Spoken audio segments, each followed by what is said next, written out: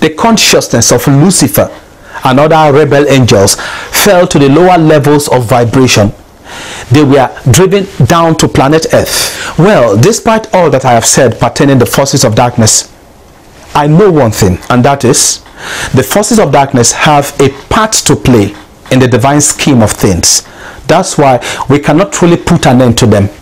The forces of light and darkness are arrayed against each other. They are pitted against each other to help humanity know the truth. The forces of good and evil are acting upon humanity with a definite purpose to bring about evolution.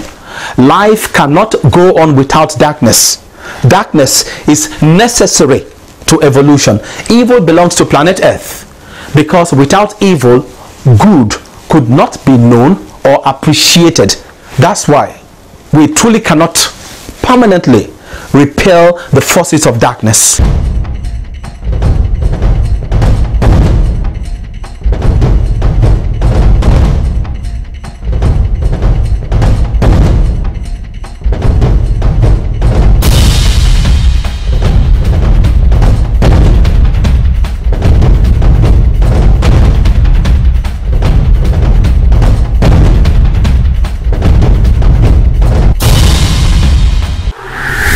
A viewer in Edo State writes, "My mother is a water spirit prophetess. On daily basis, a water spirit take possession of her body and reveal things to people. Please shed light on the spiritual consequences that awaits people doing such things." Interesting question. Of a truth I tell you, I am of the opinion water spirit mediums are lost souls. It is not right and proper for a human being to allow a water spirit to make use of his or a physical body because of the grave spiritual consequences. The moment a human being whose physical body is being used by a water spirit dies, in the spirit world, the water spirit will take possession of the spiritual bodies of such a person. The moment that happens, it simply means the soul development of such a person will slow down for several ages after physical death. Rather, for the soul of a water spirit medium to move forward, it might find itself detained for several ages in the spirit world.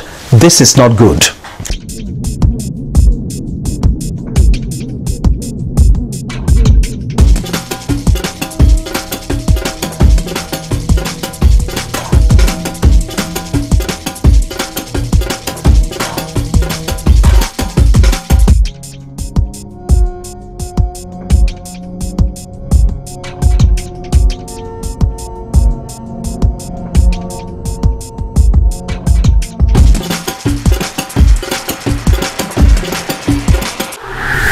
Guru, do you believe it is the will of God for certain people to be sick? Interesting question. As human beings, we always wander away from the right path, and at times we need to be jolted. We need to be shaken. Sickness often prompts us to examine ourselves, to ask ourselves where we might have gone wrong, so that we can start to take steps to do what is right. Of a truth I tell you, the Almighty God may permit certain sickness to hold us down so that we can probe ourselves and strive to do the right thing. It is interesting to note the Old Testament is awash with stories of the Almighty God inflicting diseases on certain people, not doing what is right in His sight. For instance, in Exodus 15 verse 26, it is written, "If you diligently adhere to the voice of God, it will put none of these diseases upon thee." That clearly shows that sickness is one of the arsenals used by God to compel people to examine themselves and amend their ways.